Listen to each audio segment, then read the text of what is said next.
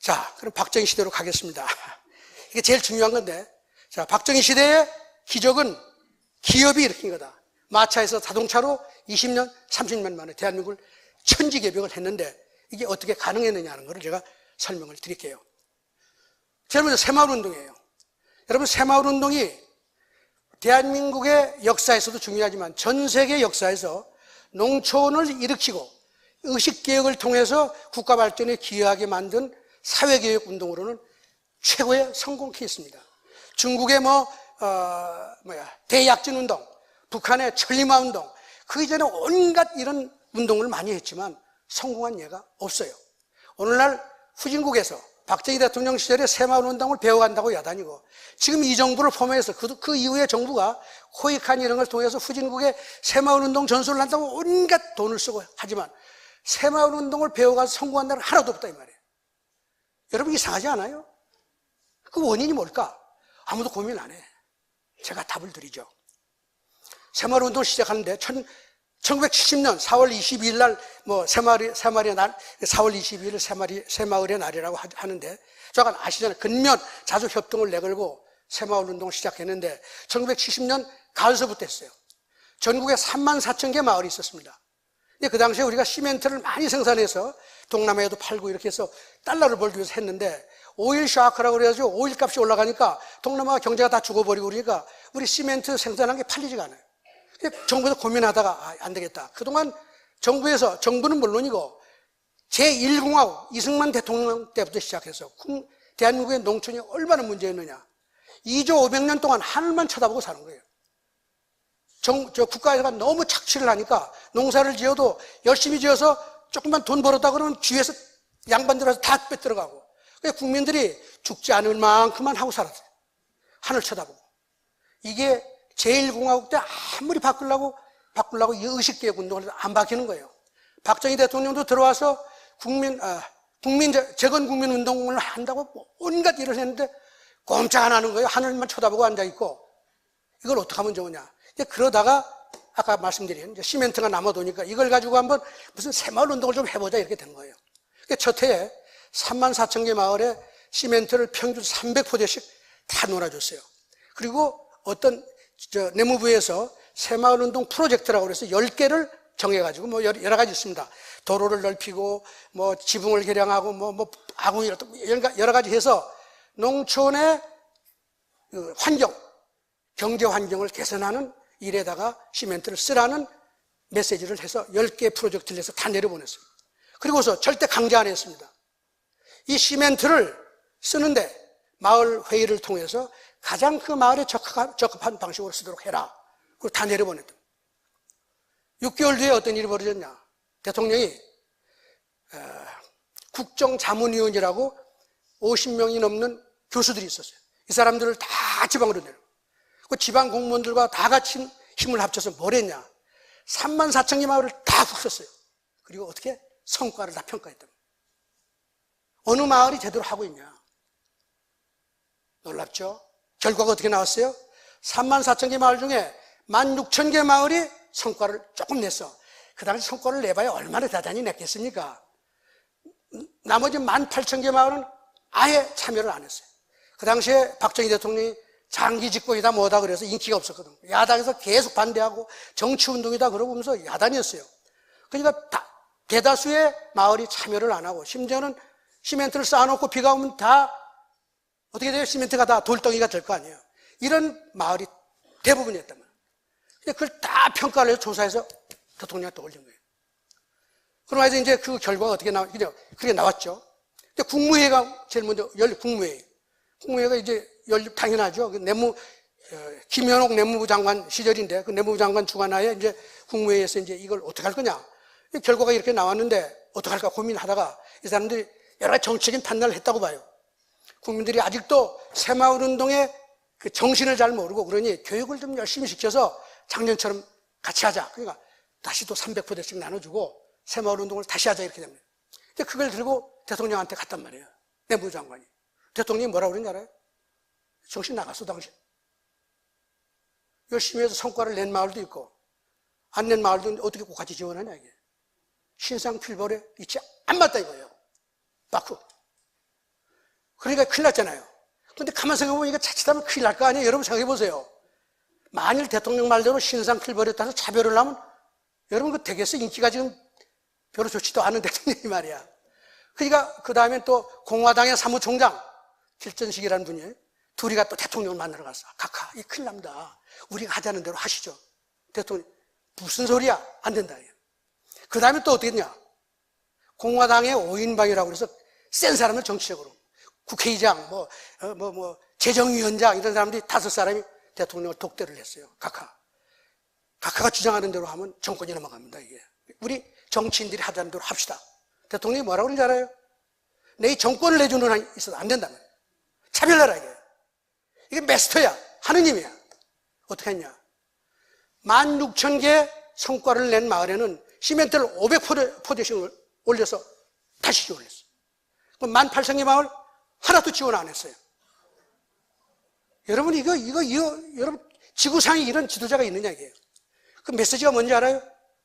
여러분들, 18,000개 마을한테, 여러분들은 앞으로, 여러분, 얼마나 어려워요. 여러분들이 자비로 돈을 모아서 새마을운동에 참여를 해서 성과를 내면, 그때 보자 이거예요. 앞으로 그대로 가면 절대 당신들은 새마을운동에 참여할 수가 없다, 이렇게. 여러분, 전 이걸 처음에 발견하고 너무나 놀랐어요. 그리고 이 과정은 제가 옛날에 대통령님 비서실장을 했던 분을 통해서 제가 다 확인한 건데, 근데 그 다음에 무슨 일이 벌어졌냐. 지원받지 못한 18,000개 마을 중에 6,000개 마을이 자비로 돈을 투자해서 새마을운동에 성공을 했단 말이에요. 대통령이 6,000개 마을, 이거 훌륭하다. 이 잘하는 마을하고 합쳐가지고 거기만 지원하고 나머지 12,000개 마을 다시 배제를 시켰단 말이에요. 이 일을 5년 동안 계속한 겁니다. 열심히 노력하면 대접받고, 아까 메스터가 하인 다루는 거 꼭 하던 것이죠. 하느님이죠. 안 하면은 절대 안 쳐다보겠대. 그러면서 대통령이 가는 데마다 새마을운동 얘기를 이렇게 하는 거예요. 이분이 1964년에 서울대학교 졸업식에 가서 63년에 대통령 당선되셨으니까 그 다음 해에 초죠. 서울대학 졸업식에 가서 치사 제목이 뭔지 아세요? 하늘은 스스로 돕는 자를 돕는다. 서울대 나온 너희들 말이야. 쓸데없는 짓 하지 말고 열심히 살아라. 누구한테 기대려고 그러냐. 자주하고 열심히 해서 나라를 이끌어라. 여러분, 이게 그뿐이에요. 4월 그 다음에 70년 4월 6월 달이에요.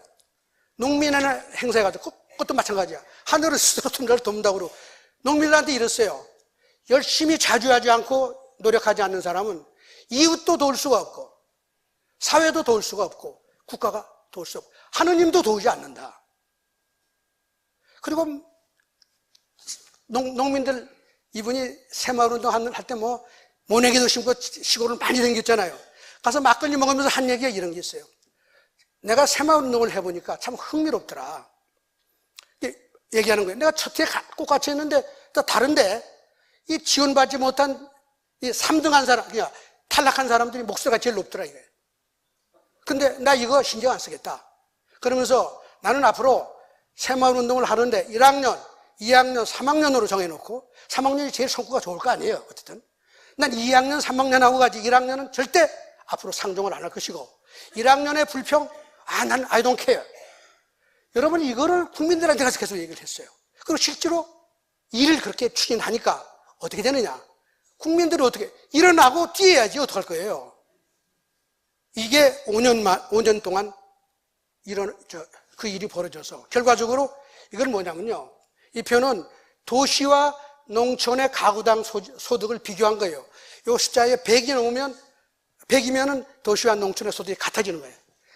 이걸 보시면 여러분, 이렇게 산업화가 시작돼서 도시화가 되니까 농촌이 어려워지는데 새마을운동이 들어가면서부터 농촌이 들고 일어나니까 이게 100이 금방 넘었잖아요. 이게 5년 뒤에 74년 117 이거 다 도시와 농촌의 소득이 같아졌단 말이에요. 국민들이 어떻게 생각하냐. 그 당시까지만 해도요, 새마을운동을 하면 제가 그전에 그랬거든.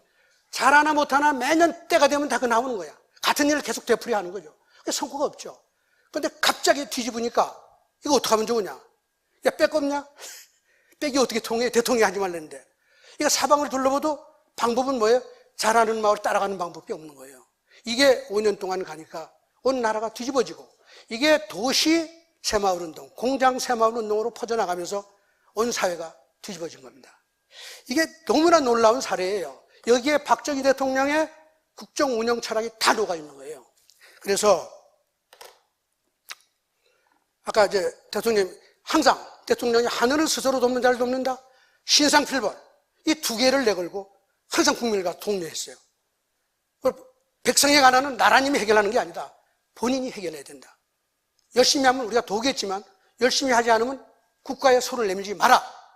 이게 나중에 수출 뭐 온데 이런 정책이 다 들어갔단 말이에요. 그런데 놀라운 것은요, 2007년 노벨상 경작이 어떤 사람한테 주어졌냐? 이걸 이뤄놓은 사람한테 노벨상 경작이 갔어요. 이 사람이 30년 동안 연구했는데 그동안 아무도 쳐다보지 않다가 30년 만에 이 사람이 노벨상을 받았는데, 그 내용이 뭐냐? 박정희 대통령하고 같은 거지, 이거. 놀랍죠? 박정희 대통령의 경작을 바꾸는 건 다름이 없습니다. 그래서 이제 여기서 메시지는 뭐냐? 스스로 돕고 노력하는 국민이 국가로부터, 사회로부터 열심히 노력하고 봉사하고 잘 하느님을 믿는 교인이 목사님으로부터 대접을 받고 사랑을 받으면 그게 흥하는 것이에요.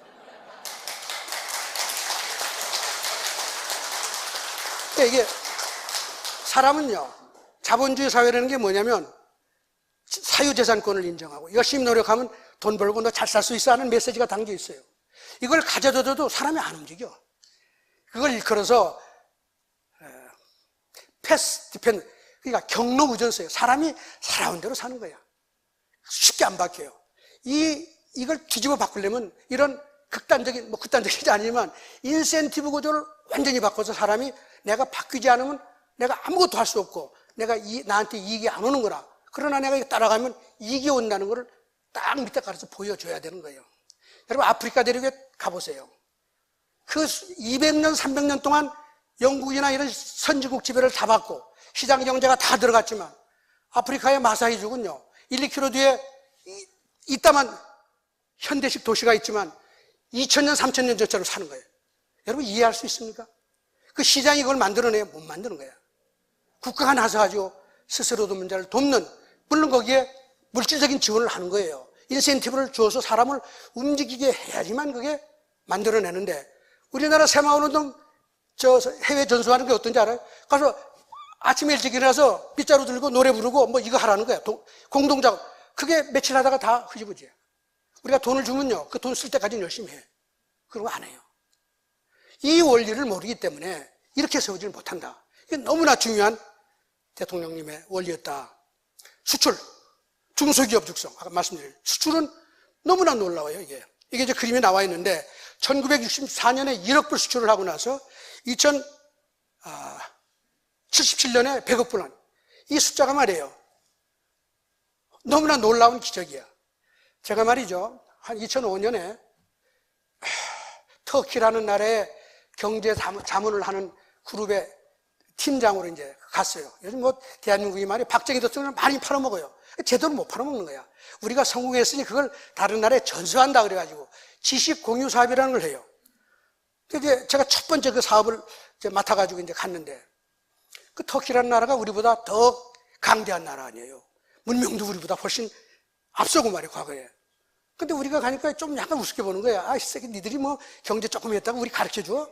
물론 이제 당연히 하자고 그랬지만, 제가 가서 공무원들 다 모아놓고 제가 좀 왔는데, 당신들이 필요한 게 뭐요? 자주정시 원하는 걸 해줘야 될 거 아니에요? 뭐요, 당신들 문제가? 딱 두 가지 질문을 하는 거예요. 문제를 제기하는 거예요. 첫째는, 자기네가 아무리 열심히 중소기업을 육성하려고 해도 안 된다. 지난 60년 동안 경제개발 5개년 계획을 9번이나 하면서 그렇게 했는데도 기업이 성장을 안 하고 수출이 늘어나질 않는다 이거야. 근데 한국을 보니 이게 20년 만에 기업이 중소, 중견기업에서 대기업, 세계적인 기업으로 바뀌고 수출이 100배씩이나 증가하니. 이게 무슨 너무 하느님의 조화가 여기 있는지 이게 궁금하다 이거죠.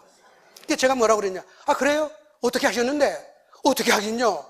어려운 중소기업이 열심히 도우고요. 수출 잘 못하는 기업 열심히 지원하면 다 잘 되는 거 아니에요? 제가 이랬습니다. 아, 그래요? 거꾸로 한번 세워보시죠. 수출 잘하는 기업 앞에 세우고 성장하는 기업 앞에 세워서 아, 착하다. 너희들 더 많이 지원할 테니까 열심히 해라. 그렇게 하면 안 돼요. 네. 아이고, 큰일 납니다. 왜? 우리는 사회민주주의 국가라서 터키가 사회민주주의를 했어요. 사회주의가 뭐예요? 못하는 사람을 더 많이 도와야 될 거 아니에요. 60년 동안을 못하는 놈한테 계속 지원하고 열심히 하라고 그러니까 아무도 안 하는 거지. 제가 그 얘기 딱 하니까 이 사람들이 깜짝 놀라는 거예요. 그래서 제가 설명을 쭉 했죠. 새마을운동, 우리 수출 다 그렇게 했다. 그렇게 해서 열심히 노력하는 기업이 등장하고 그게 성공하는 걸 보여주고 그게 동기가 부여가 되고 그래서 못하는 기업도 정부의 지원이 쭉 가면 그냥 일어서고 같이 가야지 나라가 바뀌는 거지. 아니, 잘하는 기업은 잘하는 기업이라고 뭐 여러분 돈 많은 기업에 돈이 넘치는 줄 아세요? 삼성은 돈이 많아도 투자할 때가 더 많기 때문에 다 마찬가지야. 다 돈이 궁하고 그런 거예요. 근데 그 열심히 노력하는 기업이 돈을 써야 그걸 효과적으로 잘 쓸 거 아니에요? 그 주장을 내걸고 중소기업 보고 일어나라. 우리가 도우겠다. 이렇게 해야 된다. 제가 그 얘기를 했더니 몰라요. 그 후에 터키가 잘 나가다가 요번에 그 대통령이 이상한 사람이 와가지고 이상해졌어요. 그래가지고 여러분 그럼 우리나라는 어떻게 했냐? 좀 더 구체적으로. 수출을 어떻게 하는지 아세요? 수출 잘하지 않으면 지원 안 했어요. 수출 실적이 좋은 기업을 더 지원하고 수출을 못하면 어떻게? 야, 수출 못하는데 왜 지원하냐? 수출 잘하는 기업한테 합쳐라. 여러분 되게 잔인하고 안 됐다고 생각하죠? 그게 아닙니다.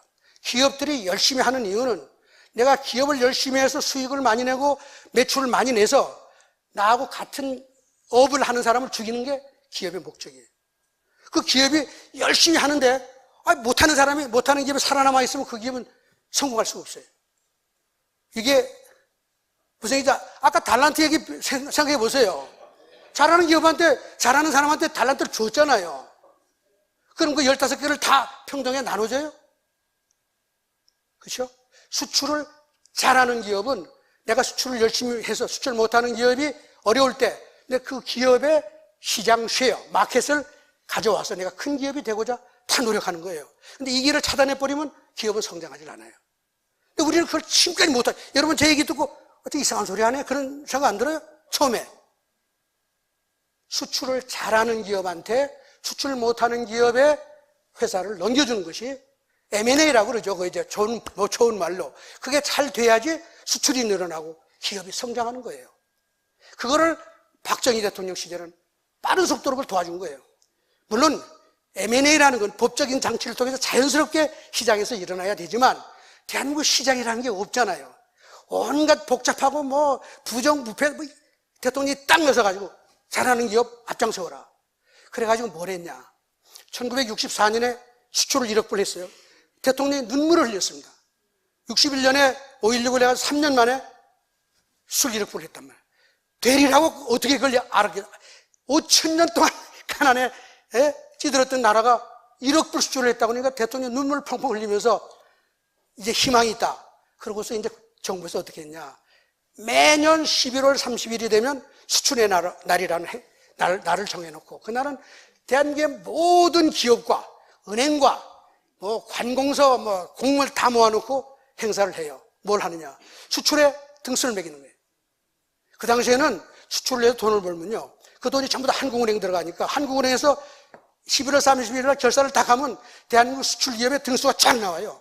뭐처럼 새마을운동 성과 평가에서 등수 매기는 것처럼. 딱 나오면 그날 행사 1등에서 10등 훈장, 산업보국 훈장, 20등에서 30등 쫙 불러가지고 다 주잖아요. 그 다음에 중요한 건 뭐예요? 은행장이 다 나와 있잖아요. 은행이 뭐 하는 거예요, 은행이? 시장이 뭐 한다고 그랬어요? 차별. 은행은 잘하는 기업한테 더 많은 돈을 더 싸게 빌려줘야 은행이 본분을 다 하는 거예요. 지금 대한민국의 은행이 뭐 물론 가난한 사람은 도와야지만 일어나서 돈을 갚을 신용을 만들어내고 소득을 내는 사람이 은행 돈을 빌려가야지 여러분이 저금한 이자도 받고 그게 국가 경제가 되는 것이잖아요. 안 그래요?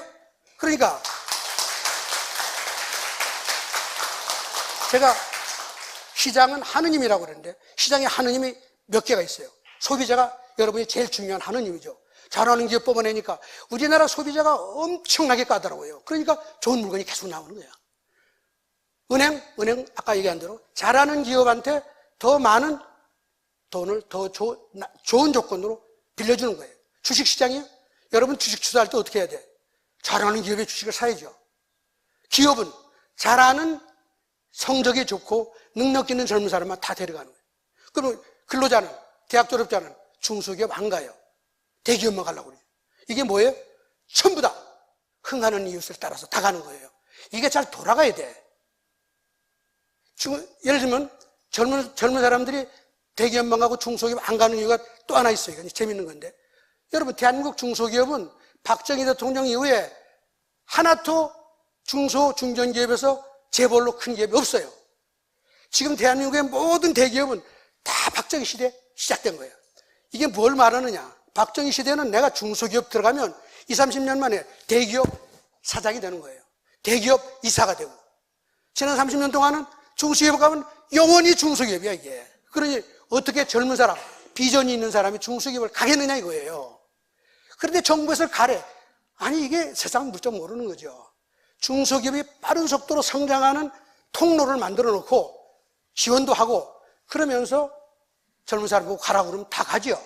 어쨌든 시장이라는 게 그렇게 차별을 하는 거란 말이에요. 그러니까 은행에 와서 딱 보니까 대한민국 기업의 등수가 쫙 나오잖아요. 이걸 모르면 어떻게 차별을 하겠습니까? 새마을운동을 하는데 그 성과를 정확하게 확인하지 않으면 누가 그 승복을 하겠어요? 시장이라는 건 그걸 정확하게 해야 돼요. 여러분이 시장 가서 물건 사는 게 그 과정이 확인하는 과정이에요. 근데 수출인을 쫙 하면은 1등에서 쫙 등수가 나오니까 은행이 어떻게 1등에서 30등 더 많이 돈 지원해라. 잘하는 기업한테 은행이 돈을 집중적으로 대출을 하니까 이게 뭐야? 열심히 노력하는 기업은 더 빠른 속도로 성공하고, 이게 대한민국의 수출 기적을 만들어내고 중소기업을 대기업으로 빠른 속도로 키운 겁니다. 이 원리가 안 들어가면 수출이 안 커요. 경제학 교과서가 있어요. 수출을 어떻게 하면 늘리는지. 그거 해서 되는 나라가 없어. 이 원리가 들어가야 된다. 그래서 이렇게 수출 기적을 만들었고, 제가 그냥 개인적인 얘기를 말씀을 드리면 이 과정에서 제일 앞장서서 다른 사람이 몸이 되고 스스로 도운 사람이 누구냐? 대우라고 하는 그룹이에요. 대한민국 수출을 제일 많이 하고 10년 동안 1등을 했어요. 대단하죠? 해체는 됐지만. 중화학공업 육성 마찬가지야. 수출을 잘해서 돈 번 사람을 중화학공업이라고 하는 어려운 산업에 들어가서 하도록 도와주되, 그 중화학공업이라고 하는 산업은 너무 크니까 돈이 많이 들어가요. 근데 그 돈의 25%를 기업으로 하여금 가지고 오면 정부에서 75%를 대출해 줄게 이렇게 하니까 그 25%를 가져올 수 있는 능력이 누구야? 수출 잘하는 사람이 있는 거예요. 능력 있는 기업으로 하여금 중화학공업을 하게 했기 때문에 성공의 가능성을 높였다 이거예요. 그래서 중요한 정책을 보면 죄송합니다. 달란트의 스토리가 그냥 다 들어가 있는 거예요. 대통령은 항상 하느님이야. 그 왜? 어떻게 국가가 높소? 그래 돈은 인센티브 탁탁 주면서 잘하는 사람한테. 그냥 대한민국 국민이 다 뒤집어서 일어났다. 그래서 제가 정리하면 박정희 시대 기업 부국을 내걸고 모든 기업을 세계 시장의 전사로 키워서 그 사람들이 대한민국을 일으키는 데 기여하도록 했고, 그게 국내 환원이 되면서 이게 동반성당을 일으켜서 모든 사람이 잘 살 수 있었고, 정치를 꽉 잡고 여러분 경제에 영향을 미치지 못하게 했어요. 헌법도 박정희 대통령 시절 제3공화국 헌법에 시장경제 원리에 맞는 조문을 딱 집어넣었어요. 그리고 정책을, 제가 얘기한 이 정책이 시장의 원리에 맞는 겁니다. 차별이 시장이란 말이에요. 이 원리를 딱 내거니까 국민이 움직일 수밖에 없었다. 핵심은 경제적인 차별화라고 하는 원리야. 하느님의 원리. 여러분, 이거 제가 여러분하고 공유하고 싶어요, 정말. 근데 이제 여러 가지 개발연대에 대한 잘못된 생각이 있어요. 이게 다 잘못된 거예요. 대기업 때문에 대기업이 없었으면 대한민국은 없는 거예요. 그래. 정치적 독재 때문에 이거 관계가 없어요. 독재에서 잘 때면 독재한 나라 얼마나 많아요.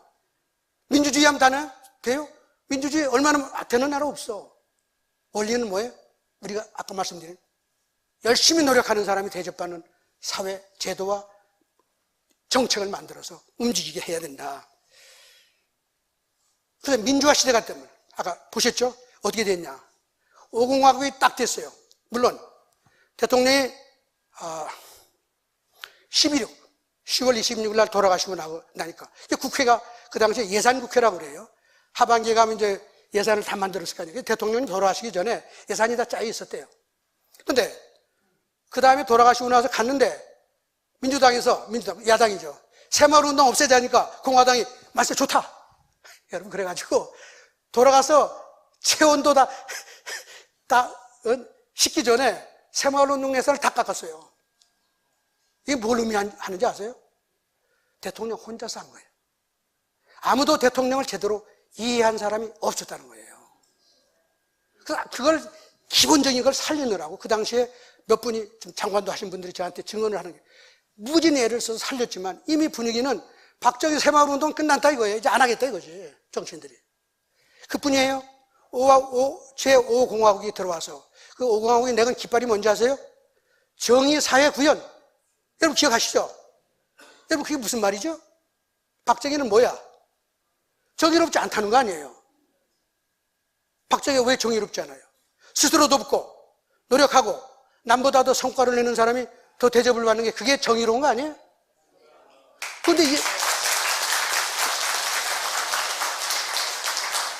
이건 정말 너무 놀라운 일이에요. 저도 이런 것까지 고민을 안 했는데 최근에 와서 발견한 거예요. 아니, 성경도 그렇고 경제 원리도 그렇고 경제라는 거는 열심히 노력하는 사람이 대접을 받아야지 공정하고 그게 정의로운 것인데 아니 박정희 시대가 정의롭지 않다? 이게 뭐냐 이게. 그래서 오늘날 많은 정책이 이때 다 들어왔어요. 사실은 재벌 규제, 지역균형한다고 서울에 대기업 들어오지 마라, 경기도에 대기업 들어오지 마라, 이거 다 5공화국 정부가 들어와서 한 거예요. 지금 현재 기업의 발목을 잡고 있는 많은 정책이 그때 들어왔어요. 그러나 그게 들어와서 얼마 안 됐기 때문에 대통령의 그 깔아놓은 고속도로 위에서 50 말까지 경제가 갔지만 그때 들어온 많은 정책, 균형 발전 이념 때문에 서울에 다 규제하고 지방으로 가라. 지방으로 뭐 왜 가요? 인재가 있나요? 뭐가 있어서? 강제로 다. 산업정책 가지 마라. 박정희식으로 하지 않는다 이거죠. 온갖 정책을 반박정희식의 정책을 깔아놓았단 말이에요. 그러나 그게 눈에 들어오자 효과가 이 제도라는 게 바뀌면요 금방 사람의 행동이 바뀌지 않기 때문에 시간이 좀 걸려요. 그래서 50 때 경제를 정치화하는 일이 벌어진 거예요. 정의라고 하는 이념을 가지고 경제를 보기 시작한 겁니다. 그래서 1987년 새로운 헌법, 민주헌법이라고 그러죠. 이게 만들 때 그 조항에 대통령님의 시장경제 원리가 들어가고 그 다음에 뭐가 들어간 줄 알아요? 그래서 반대로 경제를 민주화해야 된다 딱 그런다. 근데 그 의미를 사람들이 잘 몰라. 근데 지금 두 개가 계속 충돌하고 있는 거예요. 지금 좌파는 그 경제 민주화를 가지고 헌법이 있지 않냐. 그 후에 박정희가 이미 시장경제, 대한민국 경제 질서는 개인과 기업의 상의를 북돋우는 걸 원칙으로 한다 딱 되어 있는데 그건 안 보고 밑에 것만 따지는 거예요. 그러면서 그 이후에 계속적으로 그 방향으로 박정희 청산이 지속됐다는 것이 오늘날까지 온 겁니다. 그 예를 들면 이런 것들이요. 산업정책, 경제정책은 그런 성과에 따른 차별을 해야 될 거 아니에요. 이게 다 없어지죠. 경제정책이라고 하면 다 나눠 먹는 거야. 다 나눠 먹으면요. 돈을 쓰면, 물론 돈을 막 퍼쓰면 뭔가 좀 변화가 있겠지만 효과를 크게 볼 수가 없어요. 여러분 장학금이라는 거 알죠? 장학금을 다 같이 나눠주면 그 장학금이 되겠어요? 요즘은 대학에요. 성적 장학금은 없고 무슨 생활 장학금이라고 그래서 그저 가난한 학생 도와주는 게 장학금이에요. 그게 장학금이에요? 이게 대학의 지금 형편인 겁니다. 대한민국이 엑셀런스, 수월성을 추구하는 이게 다 사라져버리는 거예요. 과학기술계 다 사라졌어요. 과학기술정책연구원의 박사들 중에 성과 있고 뛰어난 박사가 더 많이 지원을 받아야 되는 박정희 대통령은요, 세계 인류 대한민국 학자들 데려다가 자기보다 봉급을 더 많이 해요. 이거 사실이에요. 대통령보다도 더 봉급을 많이 주면서 모셔온 사람들이 요즘은 잘하나 못하나 마찬가지예요. 잘하나 못하나 마찬가지예요. 어떻게 그런 데서 창의성이 나오겠나요? 이게 평등주의야. 우리 다 같이 더불어 먹고 살아야 된다. 다 박수 치죠. 여러분들 다 박수 쳤어요, 그동안. 박정희 청산에 대한민국 국민이 다 동참했다. 왜? 그 사람 독재하고 여러분, 유신에 대해서 여러분 많은 불만이 있을 거예요. 유신에 대해서 여기 무슨 박사야? 이충근 박사가 왔었죠. 우리나라 같은 대화도 많이 하고 이제 하는 재미있는 얘기가 있어요. 제 기념관에 좀 만들어 놓기도 했습니다만은. 유신하기 직전에 대한민국이 처한 국내외 경제, 정치 상황을 다 정리를 해가지고 그거를 누구요? AI한테 딱 집어넣어서 야, 이럴 때 대통령이 뭐 하면 좋으냐? 답, 유신. 그게 이충근 박사의 아이디어입니다. 그 당시에 대한민국이 처한 상황은 유신을 안 했으면 이건 정말 경제도 완성을 못하고 근대화, 그 다음에 북한의 도발 때문에 한국이 망했을지도 모릅니다. 너무나 절박한 상황이었기 때문에 대통령이 했음에도 불구하고 많은 사람이 다 싫어하는 거예요. 어쨌든 그러나 대통령님이 했던 좋은 정책은 이어받아야 되는데 그런 이유 때문에 정책까지 다 버리는 과정이 지난 30년 동안 지속이 됐다. 성공이 오히려 부담이 돼, 대기업은. 대기업은요, 그 이후에 30등만 되면 순서를 딱 매기죠. 30등이 되면 특별 규제를 받는 제도를 만들었다. 얼마나 웃겨요. 박정희 대통령이 야, 더 뛰어라. 30등 되면 특별 규제를 받으니까 그 기업들이 전경련에 와가지고 그 데이터를 전부 다 전경련에서 보고를 하니까 제발 나 좀 빼달라고 그래. 30등 안 되게 도와달라고. 이게 대한민국이 지난 30, 40년 동안 해온 일이에요. 지금도 그 일이 벌어지고 있는 거예요. 여러 가지 규제가 그렇게 되어 있단 말이에요. 중소기업 성장을 안 보여드렸죠? 새마을운동 정신 80년대 들어오면서 새마을운동이 완전히 정치화가 된 거예요. 아시죠? 전두환 대통령님의 동생이 무슨 중앙협의회하고 그게 대통령님의 박정희 대통령 시절의 새마을운동은 부처가 한 군데도 개입을 안 했습니다. 청와대에서 대통령이 딱 잡고 앉아가지고 여러분 한 10년 가까이로 새마을운동을 한 겁니다. 딱 돌아가시고 나니까 새마을운동을 반관 반민으로 해서 조직을 내서 전국 조직을 만들어 놨어요. 정부에서 지원하고 기업에서 돈도 뜯어다 쓸 수 있게 하고. 그러니 새마을운동에 참여하는 사람이 전부 다 목에 힘주고 국회의원이나 하려고 그러고 다 죽은 거죠. 자주정신? 지금 대한민국에 자주정신이 있나요? 참 안타까운 일입니다. 교육, 평준화 교육이 뭐예요? 열심히 공부하는 학생 폄하하고 역차별하면서 공부하지 않은 학생을 잘한다고 하는 게 평준화 교육 아니에요? 여러분 그렇게 생각 안 해요? 제가 시간이 없어서 이게 재밌는 얘기, 목사님 조금만. 여러분 우리 국민들이 다 알아요. 평준화 교육의 특징은 뭐냐? 모든 학생이 좋은 성적을 가지고서 좋은 학교에 갈 수 있으면 좋다 이런 얘기 아니에요. 근데 부모님들은 다 알잖아요. 저놈이 학교 와서 맨날 낮잠 자고 공부 안 하는 거 아닌데 맨날 술을 받아오니 이거 어떡할 거예요? 그러니까 부모님, 돈 있는 부모는 애들 어디로 데리고 가요? 학원으로 데리고 가고. 돈 없는 학생, 예를 들면 저처럼 저 시골에서 밤잠 앉아 공부를 하고 와서 시험 문제가 어렵게 나와서 잘 들으세요. 나 혼자만 풀 수 있는 문제가 나오면 내가 1등해. 근데 가서 시험을 딱 받아보니 삼척동자도 푸는 문제를 내서 다 100점을 주니 어떻게 돼요? 나는 학원도 못 가. 그럼 누가 좋은 학교야 나중에? 이게 결과적으로 교육 평준화 정책은 가난의 대물림을 고착화하는 정책이에요. 개천에서 용나도록 하려면 어려운 시험을 내서 말하자면 변별력을 확 높여가지고 진짜로 열심히 노력하는 학생이 좋은 성적을 받고 좋은 대학을 가야 되는데 대학 입학시험 알죠? 그거예요. 그 1등급 받아도 서울대학 못 가요. 이게 그 시험입니까 그게? 이게 대한민국의 평준화 시대의 문제다. 그래서 기업들은 경영을 민주화해야 돼. 기업을 그냥 계속 잡는 거죠. 자, 그래서 지난 30년의 역사를 보면 반박정희 평등주의 패러다임, 하느님의 섭리와 하느님의 율법에 반하는 정책을 열심히 해서 저성장 양극화로 가고 있는데 이거를 또 강화하겠다는 게 바로 이 정부니 통탄할 일이다. 그래서 이제 그런 얘기입니다. 그래서 이제 문재인 정부에 대한 문재인 정부를 한마디로 표현하면 사회주의 경제화인데 이거를 경제의 정치, 경제 이념에 따라서 정치 이념에 따라서 경제를 재단하고 있는 거예요. 아까 정치 이념의 핵심은 뭐예요? 평등이거든요. 지구상의 많은 나라가 어려운 이유는 민주주의를 일단 하면요. 민주주의 1인 1표 아니에요. 그러니까 어려운 다수가 더 많으니 결과적으로 평등을 추구하게, 경제평등, 사회주의 이념으로 갈 수밖에 없는 거예요. 그러니까 지난 60년 역사가 너무 당연한 거야. 민주주의라고 하는 정치 체제는 좋지만 그거는 결과적으로 모든 사람을 평등하게 잘 살게 해야 된다는 방향으로 표를 찍고 정치인들은 그걸 열심히 노력하니 경제에 반하는 쪽으로 가는 거 아니에요. 이거를 지금 계속 강화하고 있는 거예요. 사회주의가 바로 그거죠. 이게 예를 들면 노조가 판을 치는데 노조라고 하는 건 기본 이념이 뭐냐? 기업은 근로자의 적이다 하는 게 기본 이념이에요. 그게 칼 막스의 자본론의 핵심이고 공산당 선언의 핵심이죠. 아니 세상에 기업이라는 게 뭐라고 그랬어요? 똑똑한 사람, 똑똑한 자원을 다 모아서 힘을 합쳐서 다 하는데 아니 목사님이 이렇게 만들었는데 전부 다 노조하겠다고 해보세요. 이거 뭐 말이 되는 거예요? 그 꼴이라고. 그러면서 그게 기업이 잘 된다는 얘기예요.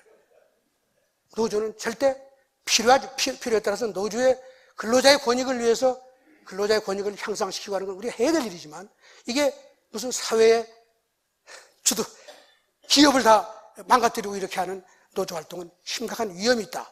소득주도 성장 이건 원인과 결과를 바깥으로 한 거예요. 성장주도 소득이죠. 성장이 돼야 소득이 늘어나는데 그냥 하늘에서 돈을 뿌려주면 그거 받아먹으면 성장이 된다. 이거 말이 안 되는 거 아니에요. 참 황당한 일을 지금 하고 있다. 최저임금을 왜 그렇게 올려요? 여러분 최저임금이라는 거는 대한민국에서 가장 혹은 그 지역에서 가장 적은 임금을 받는 사람의 임금을 보면 아, 그거 너무 낮다. 그거 올려라. 그걸 올리는 거예요. 근데 지금 최저임금 인상 어떻게 하는지 알아요? 그 기본급을 다 올려놓으니까 대한민국의 모든 기업의 임금이 다 올라가는 거죠. 이거는 최저임금 제도가 아닌 거죠. 맨 밑에 있는 제일 어려운 사람들의 소득을 올려주면 그게 있지만 도움이 된다는 이 발상이 최저임금 제도의 출발인데 이게 그냥 전 근로자가 심지어 현대 근로자, 노조 근로자들까지 봉급이 올라갈 정도로 이 일을 만들어 놨으니 얼마나 심각하냐. 그 다음에 영세 사업자를 도운다고 여러 가지 일을 많이 해. 뭐 카드 수수료 깎아준다. 뭐 이걸 여러 가지를 하는데 영세 사업자가 살아나는 유일한 길은 대한민국에 수출을 많이 한 기업들이 와서 그 돈을 사방에 뿌리면 그게 그냥 다 살아나는 거예요. 내수가 살아나야지 여러분 장사를 할 거 아니에요. 뭐 식당이 되면 아니 그 투자는 못하게 다 막아놓고 그걸 어떻게 도와줘요? 정부가 어떻게 살릴 방법이 있나? 아휴 답답해요. 다 죽는 거지 이게. 일자리 정책 제가 계속 얘기합니다. 반시장적 반자본주의적 평등 규제 때문에 기업들이 투자를 못하게 막아놓고 이쪽에 와서는 일자리를 늘리겠다고 재정을 쏟아붓는데 이거는 최하책이에요. 경제정책으로 최하책이 이건 지속 가능하지가 않죠. 이 사람들 그러니까 알아. 빨리 이거 해가지고 표나 좀 먹고 어떻게 해보려고 그러는데 제가 보기에는 심각한 문제다. 대기업 규제? 대기업이 문제라고 생각하는 사람 있나요? 없죠. 있을 수도 괜찮아요. 대기업 정책이 지금 뭐냐? 대기업, 재벌이 문제라고 그런 거 아니에요. 대기업이 재벌이 문제면 해법이 아주 간단해요. 삼성이 문제면 삼성이 10개만 더 있으면 아무 문제가 없어요.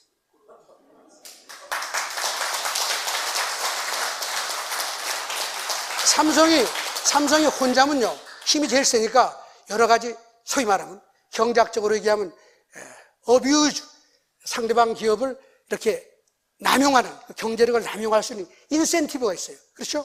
그러나 삼성이 그걸 딱 하려고 그러는데 옆에 삼성이 또 하나 있어.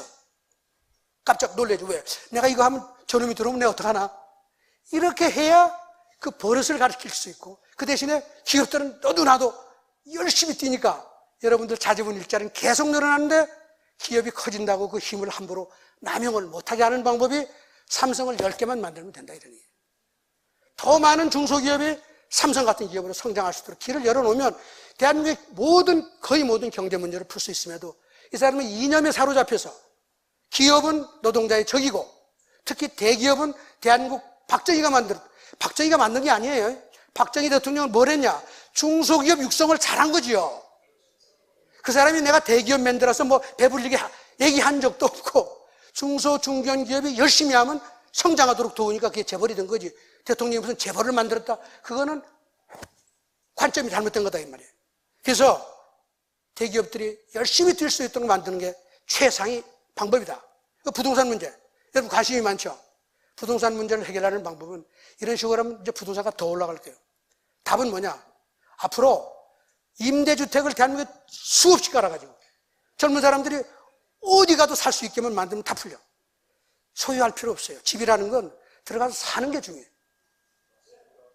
소유하는 거는, 죄송합니다. 뭐 돈이 많아서 소유할 수 있으면 좋지. 그런데 어떻게 모든 사람이 집을 소유할 수 있도록 그 소득을 다 정부가 올릴 수가 있나요?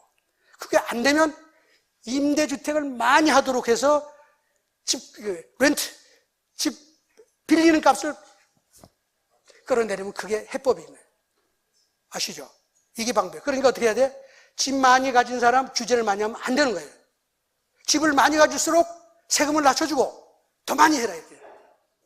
여러분 제가 나쁜 놈이에요? 여기 계신 여러분들이 집 두 채 가지면 여러분 두 집에 다 삽니까? 안 살잖아요. 집을 두세 채씩 다 가지고 사는 집 빼놓고 전부 다 임대시장에 넣으면 어떻게 돼? 그 값이 확 내려가고 모든 사람이 행복한 거 아니에요? 왜 그 두 채 이상 가지면 죽이려고 그래? 자, 이렇습니다. 그게 제가 아까 앞에도 말씀드렸지만 2019년 1월 10일 신년 기자회견에서 우리가 경제적 불평등이 세계에서 가장 심한 나라예요. 이거는 거짓말입니다. 왜 이런 거짓말을 할까? 이유가 있어요. 이분은 세상의 현실을 보는 게 아니고 자기가 가지고 있는 이념을 실현하기 위한 그 논리, 근거를 찾는 거예요. 이게 근거가 돼. 왜냐하면 가장 불균등하니까 어떻게 해야 돼? 가진 놈을 조져야지. 그게 지금 나오는 모든 정책의 기초에 깔려있는 거예요. 사실을 보는 게 아니라 내가 원하는 이 이념을 실현하기 위해서 필요한 말이 뭔가를, 필요한 논리가 뭔가를 찾는 거 아닌가. 저는 그렇게 생각을 합니다. 뭐 이것 때문에 저를 잡아가도 할 수는 없지만. 그래서 사회주의 이념은 국민 간의 이해다툼을 초래하고 불려와 불화, 이념적 대립을 조성하죠. 경제 몰락과 앞으로 국가의 몰락까지 가져올 가능성이 높습니다. 정말 걱정스러운데 여러분들 훌륭한 목사님을 옆에 두셔가지고 좋은 생각을 가지게 된 것을 천만 다행으로 생각합니다. 자, 앞으로 어떻게 할까요? 이게 재미있는 옛날 중국의 시입니다. 오도송이라고 깨달아, 도를 깨달은 노래입니다. 시입니다. 무슨 얘기냐? 하루 종일 봄을 찾아다녀도 봄은 보지 못하고 산국의 구름까지 집시지 다 닳도록 돌아다녔네. 실망하여 집으로 돌아오니 문득 코끝을 스치는 매화 향기가 아하, 봄은 바로 우리 집 뜰 앞 매화가지에 이미 와 있었던 것을. 무슨 얘기냐? 이미 우리는 박정희 대통령 시절에 모두가 행복하고 모두가 열정적인 희망과 동기를 가지고 신나게 살았던 그 역사가 있는데도 불구하고 그거는 다 버리고 외국에 가서 망하는 나라의 정책을 열심히 30년 동안 베껴다가 하는 이 바보 같은 짓, 이제 제발 좀 그만하자. 이미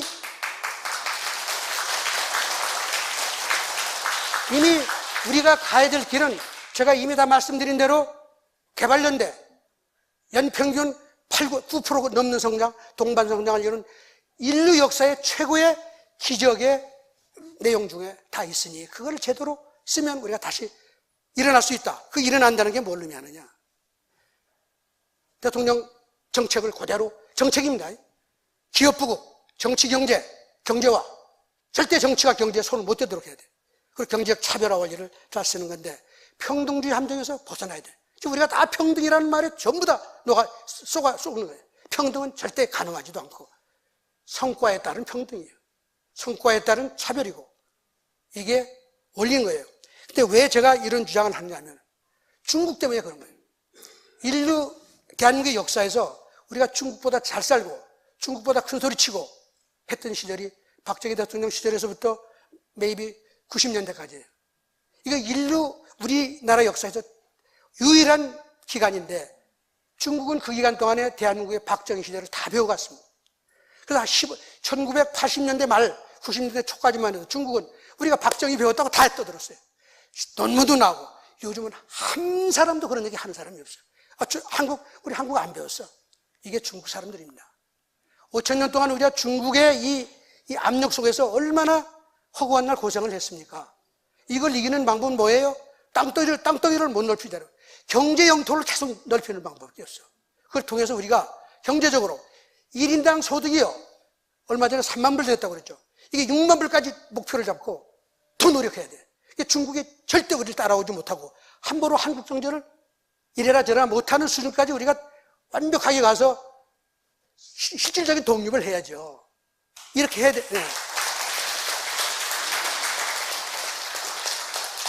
그래서 이렇게 해서 중국이 함부로 우리가 땅은 적지만 경제 영토가 커지면요. 뭐야 이게? 우리가 왜 저 사람들한테 이렇게 굴치굴치거리고 무슨 뭐 친중 이런 거 사대주의 다 벗어내야 됩니다. 이러기 위해서는 제가 지금 주장하는 거는 3만 불이죠. 연평균 7%씩만 10년 하면요 6만 불이 돼요. 왜 못합니까? 박정희 대통령은 대한민국의 모든 지식인, 모든 정치인이 안 된다는 일을 다 해가지고 했단 말이에요. 왜 그거 못하냐 이게. 경부고속도로 된다고 하는 사람 하나도 없잖아요. 중화학급 된다고 하는 사람 하나도 없어. 포항제철 아무도 국제적으로 된다고 하는 사람 하나도 없어. 왜 우리가 그걸 못하냐 이게. 우리 1인당 소득을 지금의 3만 불에서 10년 뒤에 배로 해서 6만 불 하면 중국 절대 못 돌아와. 못 쫓아와. 우리 기술을 그렇게 높이면 중국이 감히 우리한테 큰 소리 칠 수 있어요? 그리고 우리 한민족이 지금 지구상에 200만이 넘고 전 세계에 퍼져 있는데 그 머리가 유태인보다 더 좋잖아요. 이걸 네트워크를 하면요 미국을 움직일 수가 있어. 그 전 세계를 움직인단 말이에요.